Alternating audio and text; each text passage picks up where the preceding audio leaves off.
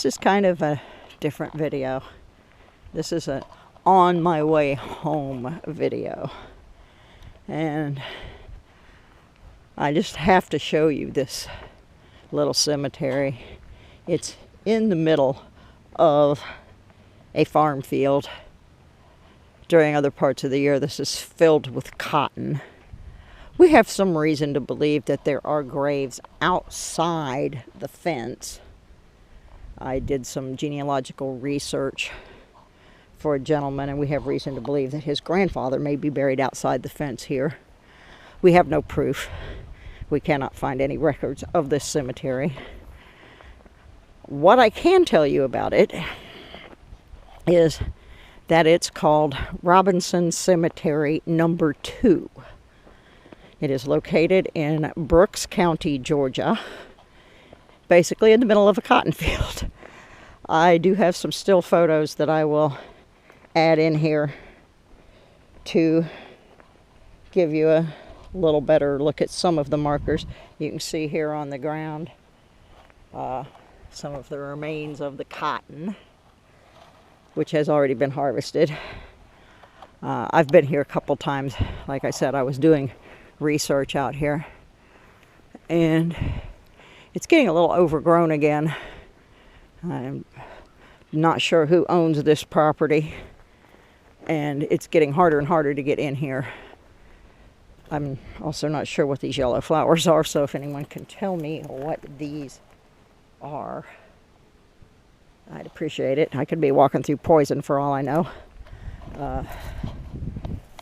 Here's the gate. At one time, this was a beautiful place. There's the Robinson Cemetery. There's lots of bees out here too, so I have to be careful about that. It's all been rocked over. There may be some unmarked within the fence as well. I'm just gonna, I guess I'll go row by row, and I'll start down here. This is actually the gentleman that we believe the cemetery is named for. He's Dr. Lee L. Robinson, born March 3rd, 1871. I was also born on March 3rd, so I found that interesting. He died in October 26, 1936, and we believe that this is part of the Robinson family that this is named after. This is the infant son of Dr. Lee and Fanny Robinson, born and died September 3rd, 1907. Hinson J., son of Lee L. and Fanny Robinson, born May 5th, 1905, died 23rd of February, 1906. These poor people, they were not having good luck having their children. Yeah, it just goes to prove, you can be a doctor and still things happen. I have noticed in this cemetery, there's a lot of placing shells on graves. This one happens to have a conch shell on it, and a different spelling on one side of the stone versus the other. Tobias G. Robinson, with no N. No, this one has the N in it. I'm making a mistake here anyway. This is Tobias and Mary C. Robinson. Born Tobias 1832, died 1921. Mary, born 1833, died 1926.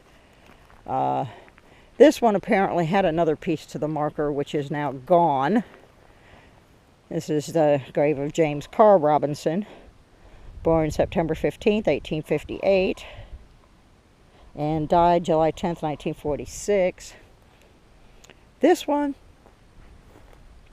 is so faint, I really cannot read.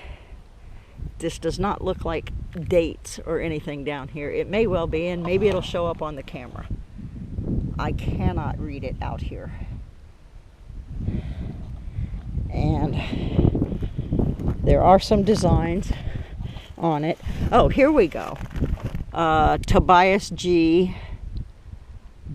Robinson, born May 16th or 18th, 1873. 1904, died April 10th, 1904. I'm guessing this is the son of the one we just looked at. Then we have some empty spaces, and they may not be empty, they're just unmarked.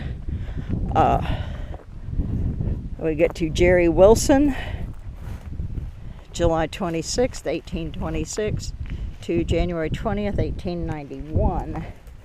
And there's a footstone down here that says JW, which tells me these, oh my God, I'm covered in ants. I'm gonna have to give this up because they're gonna eat me alive. All right, let me get out of here. I'll pick this up later. Oh my goodness. I am covered in ants.